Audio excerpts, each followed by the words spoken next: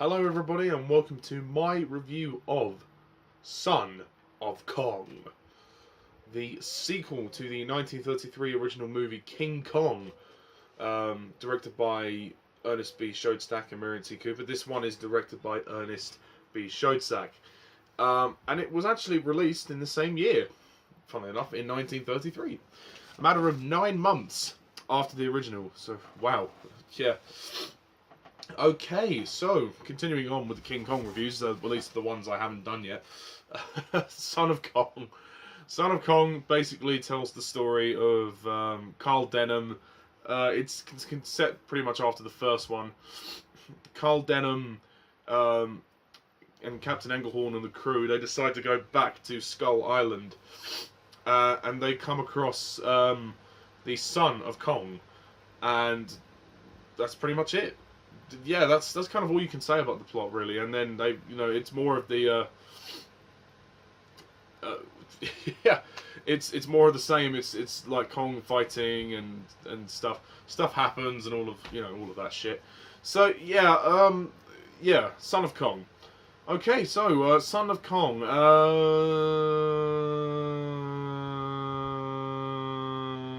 Yeah. What can I say? Son of Kong is not a great movie, unfortunately. I know my subscriber Jack McCullough likes it, and each to their own. But I just don't.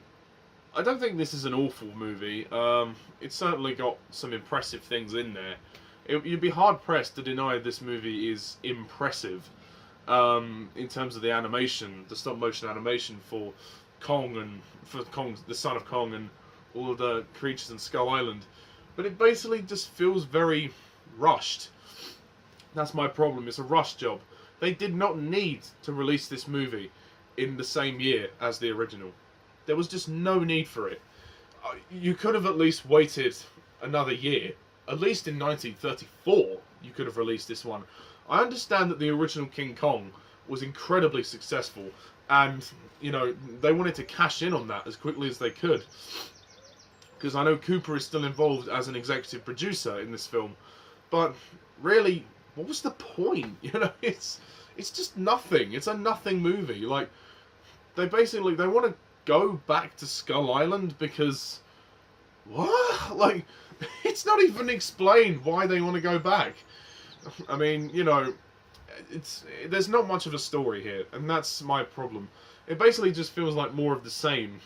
So they go onto Skull Island. The natives only appear in like a couple of shots in the movie, and when we actually get to see the Son of Kong, he's not that particularly well designed as a figure. I mean, the animation is impressive. Like all the action fight sequences are good, but it's like the film is just forcing itself to be so much like the first one. It just without the stuff in New York at the end, but.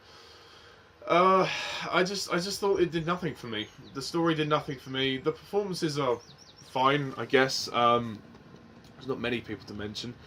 I'll say that Robert Armstrong, this is really his film, as Carl Denham. Oh, for fuck's sake. Sorry, if you can hear some noise outside, it's my neighbours doing lawn mowing the garden. So I apologise for the noise. There's nothing I can do about it. Okay, so Robert Armstrong as Carl Denham. He's pretty good in this movie. He actually went on record saying that he preferred this movie to the originals because his character got more development, and it's true, his character does get development. He has a bit of a romance in the form of Hilda, played by Helen Mack. They have a nice relationship. That's nice, but yeah. Then you have Captain Englehorn. He's back in the movie. You have Charlie, the Chinese cook. He's good, but there's no one else to really mention in the cast. There's just no one else to talk about. The movie, it doesn't have that sense of visceral excitement or scale or the spectacle of the first film. It doesn't have the wow factor that made the first movie so good. Even though the first film, for me, lacks severely in emotion, it still is far better made than this. It's like a TV movie, this one. It's like they made this one for kids. There's nothing here. And when they go to Skull Island, they just don't do anything there. Like, Carl Denham and Hilda, they just fart about and sit down with Kong and with the Son of Kong, sorry. And, you know, and when Son of Kong hurts his hand, he's going, and then Hilda goes, oh, he hurt himself. They make the Son of Kong a complete wimp. I mean, maybe that's a bit of an exaggeration, but certainly not as, well, intimidating as his father, let's just say that. It's ultimately a movie that didn't need to be made. It was so unnecessary. The music is good. It's nice to hear the same kind of music in this movie. But again, narratively, there's just not much there. The script needed a lot of work. The direction it's all over the place. I mean, this movie is not long. It's 1 hour, 10 minutes. It is not long at all. So it's an easy watch, I'll say that. It's an easy watch. There are some nice moments with the characters at the beginning, even though it takes, you know, basically it's a lot of talking and then, boom, onto Skull Island. Hey, yeah, I don't know. There really just isn't much here. I have nothing else to say. I just can't talk about it. In terms of Skull Island, it looks cool, I guess.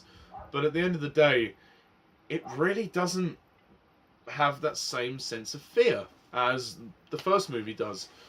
It's a really big problem for me. And they also try and play this film more like a comedy, which just proves to me that they're trying to make this film more for kids, you know. It feels more like a spin-off than an actual sequel, but there you go. Sorry about the hay fever. Yeah,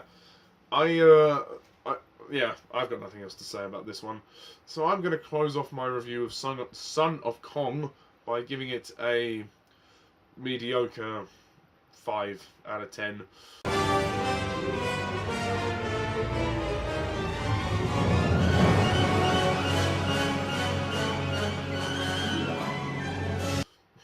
There are some good locales, and when they're on the boat, like, there's some good production design, but it's just a complete rush job, this film. They did not need to release this movie 9 months after the first one. They could have waited at least a year or two, spent time on this one to make it good. You know, we have all this build-up to when we see the Son of Kong, but when we finally get there, it doesn't really make a difference to me. It just doesn't do anything for me. But hey-ho, nevertheless, that's that. So that's my review of Son of Kong. Please leave your comments down below, let me know. I'm going to be doing a few reviews. I've been requested to review 2001 A Space Odyssey by Alan Kalo. I requested him to review the Peter Jackson King Kong. He's done that, so go and watch that. I've also been requested to review The Man with No Name trilogy, by Jack McCullough, which I am going to watch as well. And review for you guys, as well as continuing the King Kong reviews and the Doctor Who reviews. Oh, blimey, so many reviews. And as well as, like, Deadpool as well. I'm going to finally upload my review of Deadpool, which I was due to do, like, 2 years ago. I haven't done it yet. And then I'll review Deadpool 2 as well.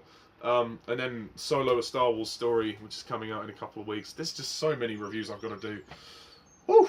And then parts 2 and 3 of the MCU ranking to finish. Lots to do. Lots to do. But the next King Kong review will be King Kong vs. Godzilla. Woo! Which they're probably going to try and remake in a few years. Give it time. Give it time.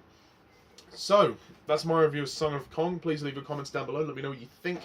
Stay tuned for my review of King Kong vs. Godzilla. Until then, thank you guys all for watching. And as always, I'm Mr. TARDIS11. See ya.